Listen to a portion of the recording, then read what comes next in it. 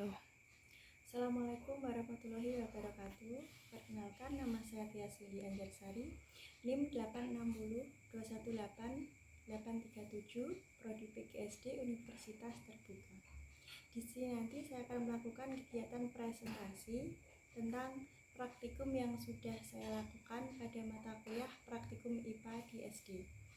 Saya sudah melakukan 15 kegiatan praktikum, yang 11 adalah praktikum bimbingan, dan yang keempat adalah praktikum mandiri. Di antara 4 praktikum mandiri, ada 2 praktikum mandiri jenis fisika dan 2 praktikum mandiri jenis biologi. Yang pertama adalah praktikum tentang ciri-ciri makhluk hidup. Dalam praktikum ini, saya mengamati 10 jenis makhluk hidup, antara lain yaitu pohon jambu, pohon pisang, pohon alpukat, bunga melati, putri malu, kucing, ayam, cicak, burung cucak hijau, dan kambing. Berdasarkan hasil praktikum yang sudah saya lakukan, saya dapat mengetahui bahwa makhluk hidup memiliki ciri-ciri yang sama, yaitu bergerak dan bereaksi terhadap rangsang, bernapas, memerlukan makan atau nutrisi, dapat tumbuh dan berkembang. Dari 5 ciri di atas, pasti ada makhluk hidup, hewan dan tumbuhan, akan tetapi ada sedikit perbedaan dari proses bergerak, bernafas, dan memerlukan makanan.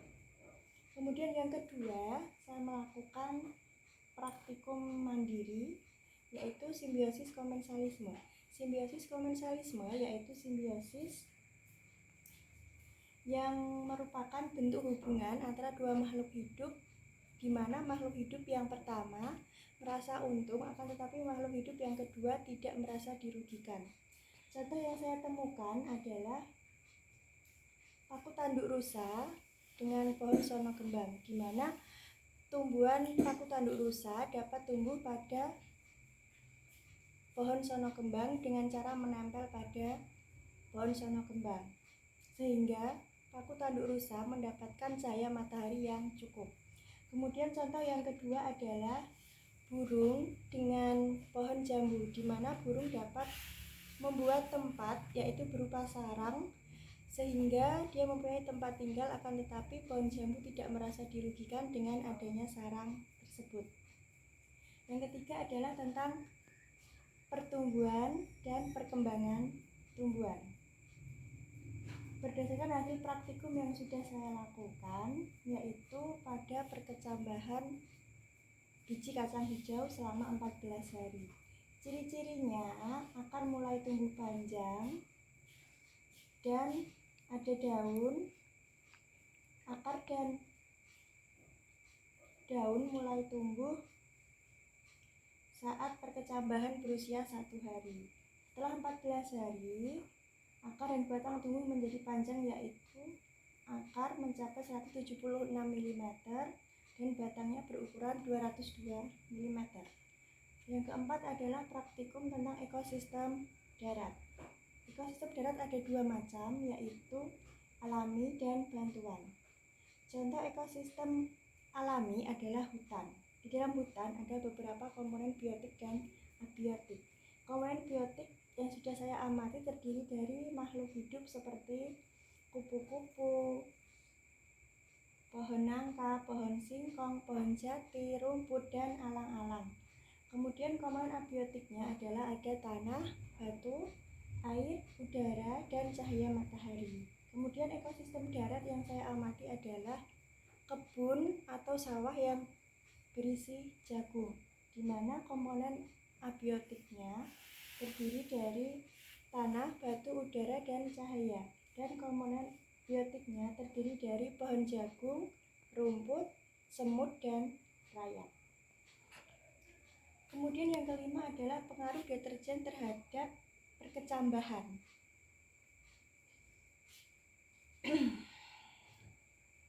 Saya dapat mengetahui bahwa proses perkecambahan oleh larutan deterjen, di mana prosesnya tidak sesuai dengan perkecambahan yang menggunakan air biasa.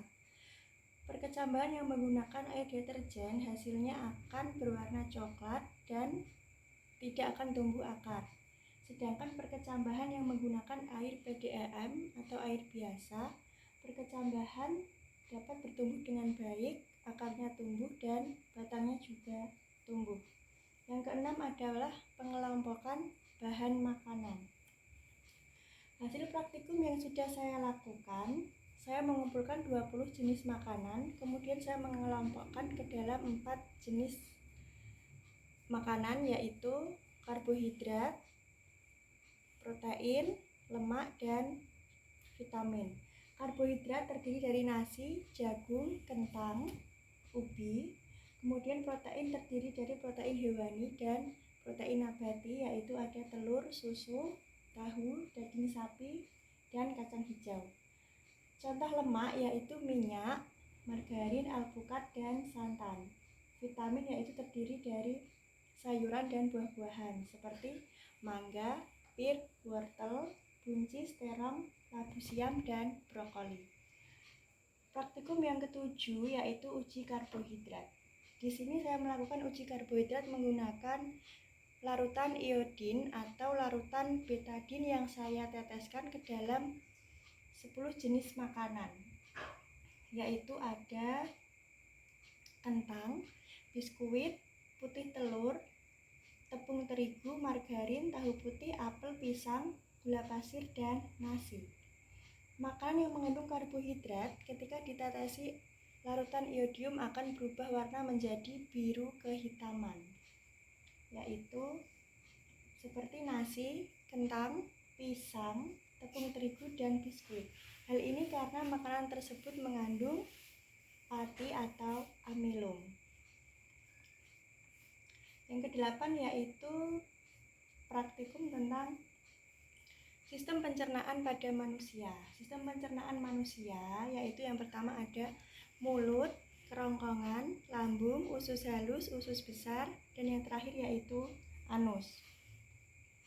Praktikum yang ke-11 yaitu gaya listrik statis dan gaya magnet.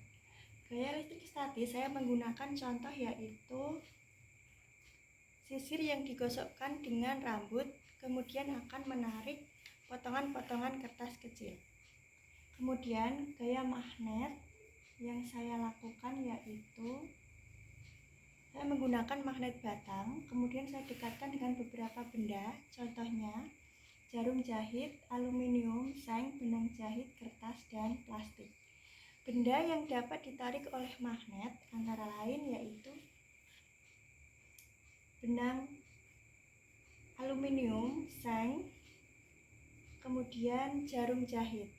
Selain itu tidak dapat ditarik oleh magnet.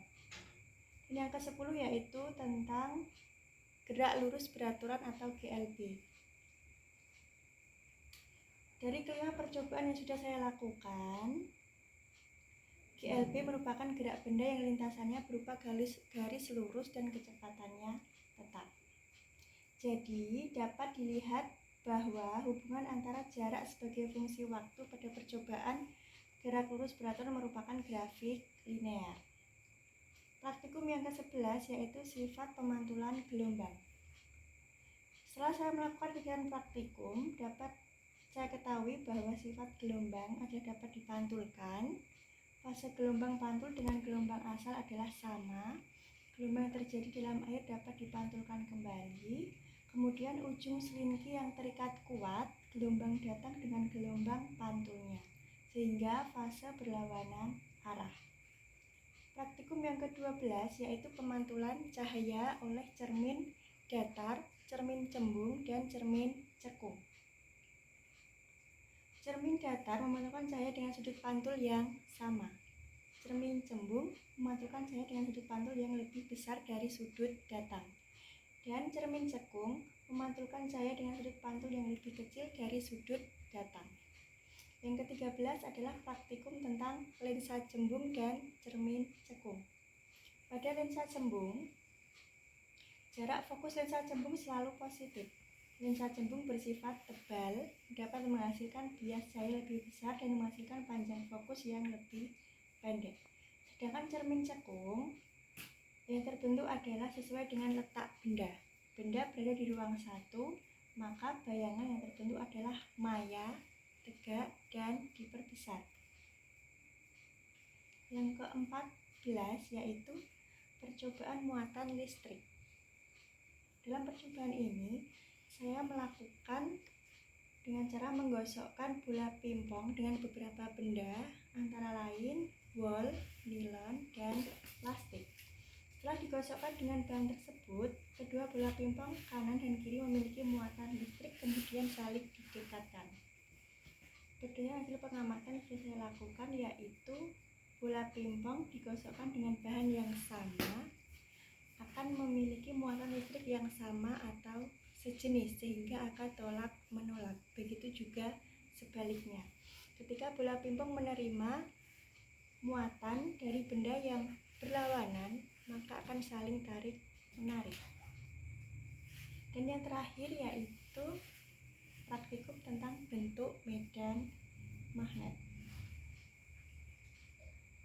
Saya melakukan praktikum bentuk medan magnet menggunakan magnet batak dan serbuk besi, sehingga medan magnet paling kuat adalah berada di sekitar kutub magnet dengan ditunjukkan rapatnya garis-garis yang dibentuk oleh serbuk-serbuk besi.